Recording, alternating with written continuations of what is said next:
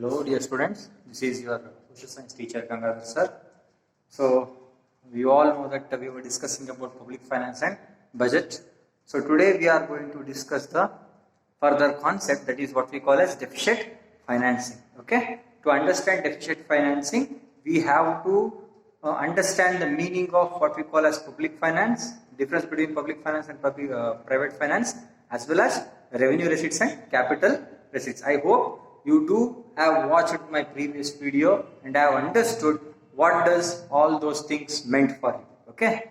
So if you are aware of those topics, then it will be easy to understand what is the meaning of deficit financing and how deficit financing is fulfilled, and then we are going to discuss the types of deficit financing. Okay. To make it this concept very simpler for you, we will take an example, and through that example we are going to understand this concept. Okay.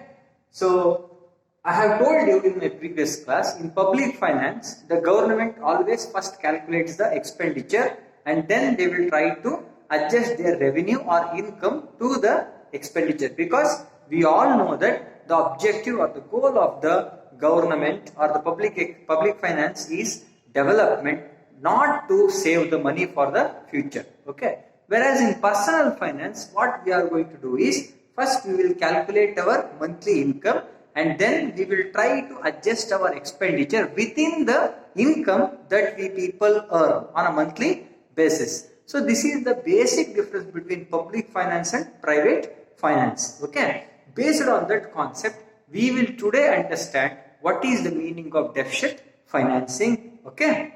So first one, as I have told you, in developing countries always expenditure is calculated first. Expenditure is calculated first. Assume that A is a developing country.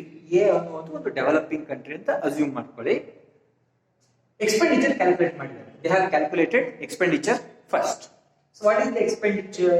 20 lakh rupees. Our expenditure ಎಷ್ಟಿದೆ ಆ ವರ್ಷಕ್ಕೆ 20 ಲಕ್ಷ ರೂಪಾಯಿ plan ಮಾಡಿದ್ದಾರೆ.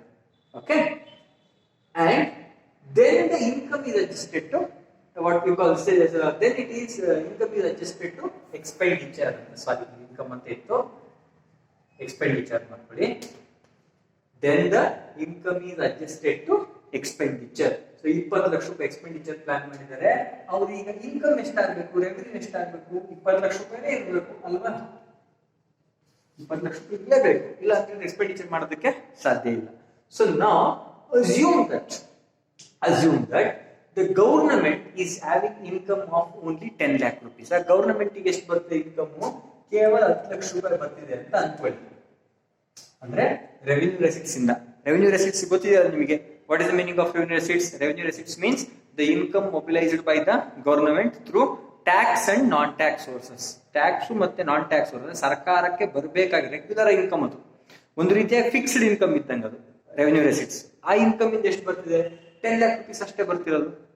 ಹಂಗಾರೆ shortage ಎಷ್ಟಿದೆ ಇನ್ನ? So 20 lakh plan ಮಾಡಿದರೆ 10 lakh income ಇದೆ. So what is the shortage amount?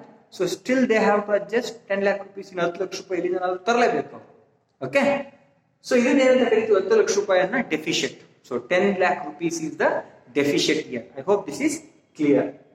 So once again we will repeat, in developing countries always expenditure is calculated first and then the income is adjusted to expenditure. This is clear. Why doing so? In ಮಾಡಬೇಕಾದ್ರೆ expenditure ನ first calculate ಮಾಡಿ income ಅನ್ನು adjust ಮಾಡಬೇಕಾದ್ರೆ why doing so? It is ensured that expenditure is more than the income. ಅಂದ್ರೆ expenditure ಯಾವಾಗ ಏನಿರುತ್ತೆ? ಜಾಸ್ತಿ ಇರುತ್ತೆ. 20 ಲಕ್ಷ ರೂಪಾಯಿ ಇರುತ್ತೆ. ಇಲ್ಲಿ ಈ ಕೇಸಲ್ಲಿ 20 ಲಕ್ಷ ರೂಪಾಯಿ ಇದೆ. ಇನ್ಕಮ್ ಎಷ್ಟಿದೆ? Only 10 lakh rupees. ಇನ್ಕಮ್ ಎಷ್ಟಿದೆ ಇಲ್ಲಿ? 10 lakh rupees. Why it is so? So ಯಾಕೆ ಹಿಂಗ್ ಮಾಡ್ತಾರೆ? Because the objective of the government, or it is good for economic development. ಏನಕ್ಕೆ ಹಂಗ್ ಮಾಡ್ತಾರೆ ಅಂತ ಹೇಳಿದ್ರೆ ಅದು ಅಭಿವೃದ್ಧಿಗೆ ಒಳ್ಳೆಯದು, ಆರ್ಥಿಕ ಅಭಿವೃದ್ಧಿಗೆ ಒಳ್ಳೆಯದು. So question might arise you. Question ಬರ್ಬೋದು ಏನಂತ? while calculating expenditure and income, it is ensured that expenditure is more than the income. Why ಅಂತ ಅಂದ್ರೆ ಎಕ್ಸ್ಪೆಂಡಿಚರ್ ಯಾವಾಗಲೂ ಯಾಕೆ ಜಾಸ್ತಿ ಇರುತ್ತೆ ಇನ್ಕಮ್ ಗಿಂತ? ಕಾರಣ ಕೊಡಿ, ರೀಸನ್ ಕೊಡಿ ಅಂತ ಕೇಳಿದಾಗ, because it is good for the economic development. So that you have to understand. Suppose in this kind of case, in the case ಬಂತು ಅಂತ ಅನ್ಕೊಳ್ಳಿ, 20 ಲಕ್ಷ ರೂಪಾಯಿ ಎಕ್ಸ್ಪೆಂಡಿಚರ್ ಇದೆ, 10 ಲಕ್ಷ ರೂಪಾಯಿ ಇನ್ಕಮ್ ಇದೆ.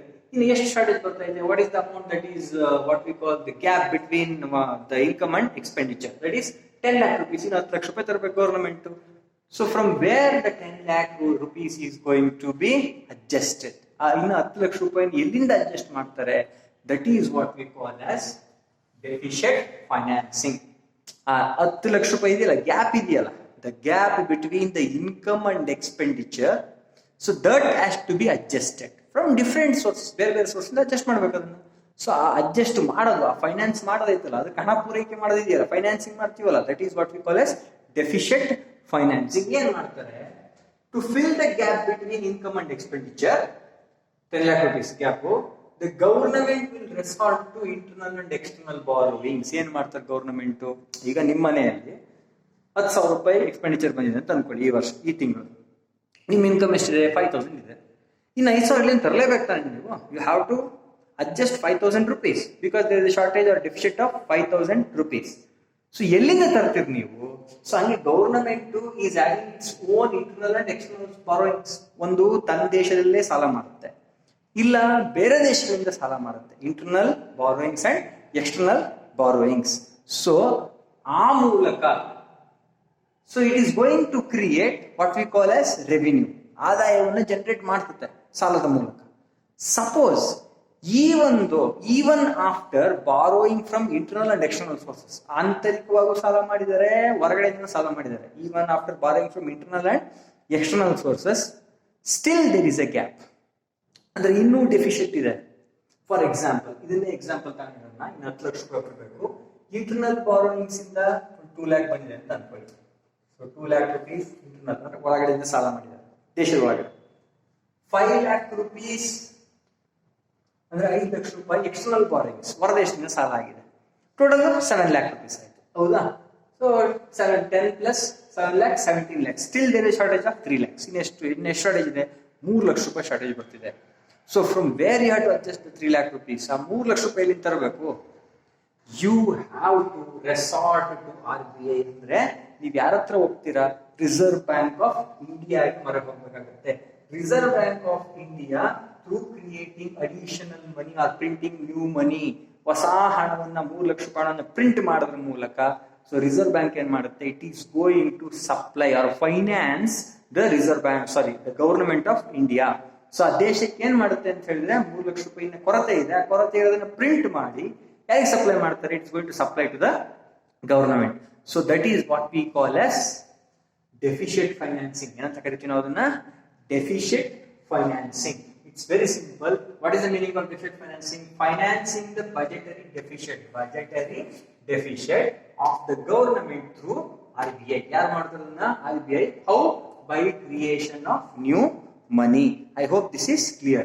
So what is the meaning of deficit finance? If they are going to ask the question, financing the budgetary deficit of the government through RBI by creation of new money.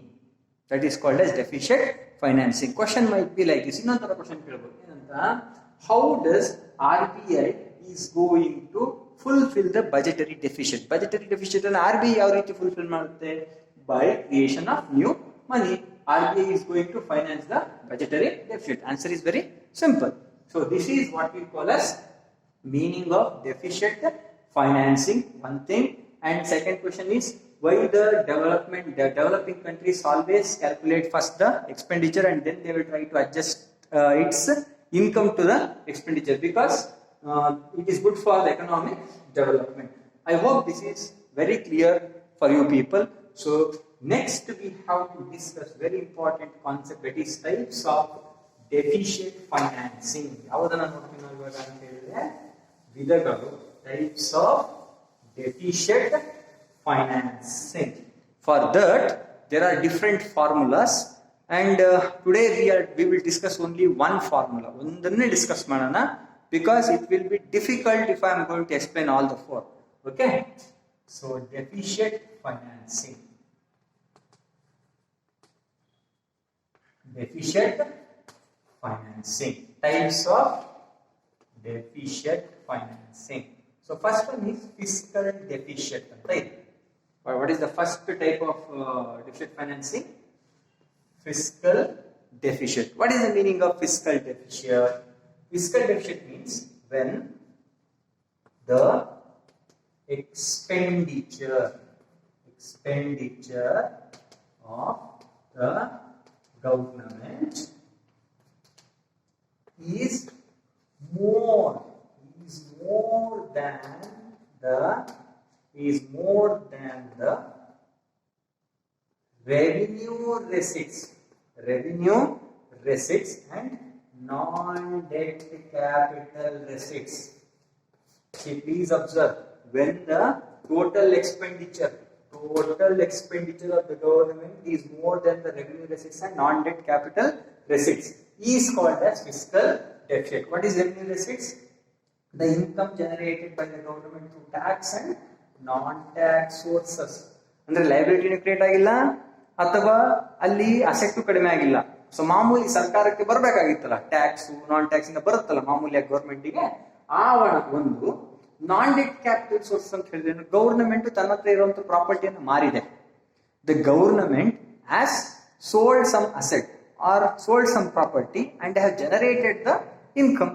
ಈಗ ನಿಮ್ಮ ಮನೆಯಲ್ಲಿ shortage ಬಂದಿದೆ 5,000 ರೂಪಾಯಿ ಅಂತ ಹೇಳಿದ್ರೆ ನಾಗಲೇ 5,000 ರೂಪಾಯಿ ನೀವು ಸಾಲ ಮಾಡೋದಕ್ಕೆ ಹೋಗೋದಿಲ್ಲ, ಒಮ್ಮೆಲೆ ನೀವು ಸಾಲ ಮಾಡಲ್ಲ. So first what you are going to do, you are going to try to sell the property. ನಿಮ್ಮ ಹತ್ರ ಏನೋ ಒಂದು ಆಸ್ತಿ ಇರುತ್ತೆ, ಬಂಗಾರ ಇದೆ ಅಂತ ಅನ್ಕೊಳ್ಳಿ, ಅದನ್ನ ಮಾರ್ತೀರಾ. ಅದನ್ನ ಮಾರ್ಬಿಟ್ಟು ಇನ್ಕಮ್ ಬರುತ್ತಲ್ವಾ, ಬಂಗಾರ ಅಸೆಟ್ ಅದು ಅಲ್ವಾ, ಅದನ್ನ ಮಾರಿ ಇನ್ಕಮ್ ಬರುತ್ತಲ್ಲ. So that income we call it as non debt capital receipts. ಅಲ್ಲಿ ಏನ್ ಕ್ರಿಯೇಟ್ ಆಗಿಲ್ಲ, ಲಯಬಿಲಿಟಿ ಕ್ರಿಯೇಟ್ ಆಗಿಲ್ಲ, ಋಣ ಇಲ್ಲ, ಅದು ಬಡ್ಡಿ ಕಟ್ಟಲ್ಲ, but you have got the income. ಆದ್ರೆ ನಿಮ್ಮ ಅಸೆಟ್ ಏನಾಗಿದೆ, ಕಡಿಮೆ ಆಗಿದೆ. So that is why it is called as non-debt capital receipts. That is why I am again and again telling you, please understand the meaning of capital receipts and what we call as revenue receipts, because it is impossible to understand the further what we call as types of deficit without understanding the basics. Okay, so when the expenditure of the government is more than the revenue receipts and non-debt capital receipt, that is called as fiscal deficit. So to understand it in a very simple way, we will explain it by taking the help of mathematics. Mathematics anna ಸ್ವಲ್ಪ help ತಗೊಂಡು ಇದನ್ನ ಅರ್ಥ ಮಾಡ್ಕೊಳ್ಳೋದಕ್ಕೆ ಪ್ರಯತ್ನ ಮಾಡೋಣ. Okay, so there is a country, a country ಅಂತ ಇದೆಯಪ್ಪ, there is a country, ಒಂದು ದೇಶ ಇದೆ. Okay, ಅದರ ಎಕ್ಸ್ಪೆಂಡಿಚರ್, ಫಸ್ಟ್ ಎಕ್ಸ್ಪೆಂಡಿಚರ್ ಕ್ಯಾಲ್ಕುಲೇಷನ್ ಮಾಡ್ತಾರೋ, ಇನ್ಕಮ್ ಕ್ಯಾಲ್ಕುಲೇಟ್ ಮಾಡ್ತಾರೆ ಯಾವಾಗಲೂ ಪಬ್ಲಿಕ್ ಫೈನಾನ್ಸ್ ಅಲ್ಲಿ. In public finance always first they are going to calculate what? Expenditure. Assume that the expenditure is 25 lakh rupees. Expenditure ಎಷ್ಟಿದೆ ಪಾದಿಸಿದ್ದು ಈ ವರ್ಷ, ಆ ವರ್ಷಕ್ಕೆ 25 lakh rupees ಅಂತ ಅನ್ಕೊಂಡು. Assume this is just a hypothetical situation. One fiscal deficit ಗೊತ್ತಿಲ್ಲ ನಮಗೆ. Fiscal deficit we don't know what is the fiscal deficit of the country. So how to calculate it? Very simple. Revenue receipts ಅಂದ್ರೆ a country revenue receipts ಇಂದ ಎಷ್ಟು ಬರ್ತಾ ಇದೆ ಆದಾಯಕ್ಕೆ, tax non tax sources ಇಂದ 12 lakh rupees ಅಂತ ಅನ್ಕೊಳ್ಳೋಣ. Assume that it is 12 lakh rupees. 12 lakh rupees ಬರ್ತಿದೆ ಎಲ್ಲಿಂದ, ರೆವಿನ್ಯೂ ರೆಸಿಟ್ಸ್ ಇಂದ, ಟ್ಯಾಕ್ಸ್ ನಾನ್ ಟ್ಯಾಕ್ಸ್ ಸೋರ್ಸಸ್ ಇಂದ. ಓಕೆ, ಸೊ ಶಾರ್ಟೇಜ್ ಇದೆ ತಾನೆ, 25 lakh rupees ಪ್ಲಾನ್ ಮಾಡಿದ್ದಾರೆ. Total expenditure is 25 lakh rupees. ಆದಾಯ ಎಷ್ಟು ಬಂತು ಅವ್ರದ್ದು, 12 lakh rupees. ಅಡ್ಜಸ್ಟ್ ಮಾಡ್ಲೇಬೇಕು ಈಗ ಅಮೌಂಟ್ ಅನ್ನು, they have to adjust from different source. So ಮೊದಲಿಗೆ ಸಾಲ ಮಾಡ್ತಾರಾ? Do you think that the government is going to borrow the money in the first instance? ಮೊದಲಿಗೆ ಸಾಲ ಮಾಡ್ತಾರೆ? ಇಲ್ಲ, ನಾನು ಆಗಲೇ ಹೇಳಿದ್ನಲ್ಲ. So what you are going to do when there is shortage of money, you will try to sale your assets. ನಿಮ್ಮ ಆಸ್ತಿಯನ್ನು ಮಾರದಕ್ಕೆ ಪ್ರಯತ್ನ ಮಾಡ್ತೀರಾ, ಹೌದಾ ಇಲ್ವಾ? In the same way, in the same sense, government is going to generate the income, going to generate or mobilise the revenue by selling the assets. ತನ್ನಲ್ಲಿರುವಂತಹ ಆಸ್ತಿಯನ್ನ ಮಾರುತ್ತೆ. ಡಿಸ್ಇನ್ವೆಸ್ಟ್ಮೆಂಟ್ ಡಿಸ್ಕಸ್ ಮಾಡಿದ್ವಿ ನಾವು, ಹೌದಾ? ಸೊ ಆ ಮೂಲಕ ಒಂದಿಷ್ಟು ಹಣವನ್ನ ಮೊಬಿಲೈಸ್ ಮಾಡುತ್ತೆ. Assume that the government has mobilised 5 lakh rupees by selling the assets. Assets ಅನ್ನ ಸೆಲ್ ಮಾಡಿದೆ. ಅಥವಾ ಪಬ್ಲಿಕ್ ಸೆಕ್ಟರ್ ಅಂದ್ರೆ ಗವರ್ಮೆಂಟ್ ಓನ್ಡ್ ಕಂಪನೀಸ್ ಗಳ ಶೇರ್ಸ್ ಗಳನ್ನ ಪ್ರೈವೇಟ್ ಮಾರಾಟ ಮಾಡಿದೆ. The government has sold the shares of the public sector units which are under the control of government. Okay, it has generated 5 lakh rupees. This is called as non-debt capital receipts. Non-debt ಅಂತ ಕರೀತೀವಿ. non-debt ಅಂದ್ರೆ ಸಾಲ ಅಲ್ಲ, ಇದು ಬಡ್ಡಿ ಕಟ್ಟಂಗಿಲ್ಲ, liability create ಆಗಿಲ್ಲ, ಆದ್ರೆ asset ಏನಾಗಿದೆ, ಕಡಿಮೆ ಆಗಿದೆ. non-debt capital receipts. 12 lakh ಏನು, revenue receipts. So 12 lakh plus 5 lakh ಎಷ್ಟಾಗುತ್ತೆ, 17 lakh. 17 lakh. So I hope this is clear. Total expenditure is to 25 lakh rupees. So again, FT contributing. We have to find out the fiscal deficit. Very simple. 25 lakh minus 17 lakh 0 0 0 0 0 15 8 0. So what is the fiscal deficit? 8 lakh rupees. Andre ಈ fiscal deficit ಎಷ್ಟಾಗುತ್ತೆ? 8 ಲಕ್ಷ ರೂಪಾಯಿನ shortage ಇದೆ. 8 ಲಕ್ಷ ರೂಪಾಯಿ ಇದೆ ಗವರ್ಮೆಂಟಿಗೆ. It is having shortage. It's very simple. I hope this is clear. This is the formula. Fiscal deficit is equal to revenue receipts plus non-debt capital receipts minus total expenditure. In this case, what is the fiscal deficit? That is 8 lakh rupees. 8 lakh rupees from where it has to, what we call adjust. It has to adjust it from internal and external borrowing. ಸಾಲ ಮಾಡೋದು ಬಿಟ್ರೆ ಇನ್ನೊಂದು options ಇಲ್ಲ ಯಾರಿಗೆ? ಗವರ್ನಮೆಂಟಿಗೆ. ಹೌದಾ? So FD, fiscal deficit, ಏನನ್ನ ತೋರಿಸುತ್ತೆ? What does it show? It shows how much money is to be borrowed. ಅಂದ್ರೆ ಸರ್ಕಾರ ಇನ್ನು ಎಷ್ಟು ಅಮೌಂಟ್ ಅನ್ನ ಎಕ್ಸ್ಪೆಂಡಿಚರ್ಗೆ ಸರಿದೂಗಿಸೋದಕ್ಕೆ ಎಷ್ಟು ಅಮೌಂಟ್ ಅನ್ನ ತರಬೇಕು ಅಂತ ತೋರಿಸೋದು ಯಾವುದು ಅಂತ ಹೇಳಿದ್ರೆ fiscal deficit. Okay, so fiscal deficit shows the actual borrowing or actual burden on the government. ಅಂದ್ರೆ ಸರ್ಕಾರ ಎಷ್ಟು ಸಾಲ ತರಬೇಕು ಅನ್ನೋದನ್ನ ತೋರಿಸೋದು ಯಾವುದು? Fiscal deficit. Fiscal deficit formula ಹೇಳಿದೀನಿ, ಎಕ್ಸಾಂಪಲ್ ಅನ್ನ ಕೊಟ್ಟಿದ್ದೀನಿ. ಸೊ ಈ ಕೇಸಲ್ಲಿ ಎಕ್ಸಾಂಪಲ್ ಫಿಸ್ಕಲ್ ಡೆಫಿಸಿಟ್ ಎಷ್ಟಿದೆ? 8 lakh rupees. So 8 lakh rupees is the actual burden. 8 lakh ರೂಪಾಯಿನ ತರಬೇಕು ಗವರ್ನಮೆಂಟ್ ಸಾಲ ಮಾಡಿ ಅಲ್ವಾ?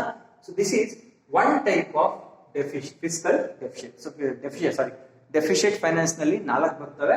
ಅದರಲ್ಲಿ ಇದು ಮೊದಲನೇದು fiscal deficit. So this might be asked for 1 marks. ಇದರಲ್ಲಿ ಯಾವ್ದಾದ್ರು ಒಂದು ಫಾರ್ಮುಲಾ ಅಂತ ಕೇಳಬಹುದು ಅಥವಾ ಮೀನಿಂಗ್ ಆದ್ರೂ ಕೇಳಬಹುದು. That is why I tell you again and again, please understand the basics, because without basics you can't understand these things. You should know what is revenue receipts and you should also know what is national non-development capital receipts. I hope this is very clear for you students. Please do share the video and give your valuable feedback to continue or to not continue my further classes. Thank you. Please do subscribe to my channel.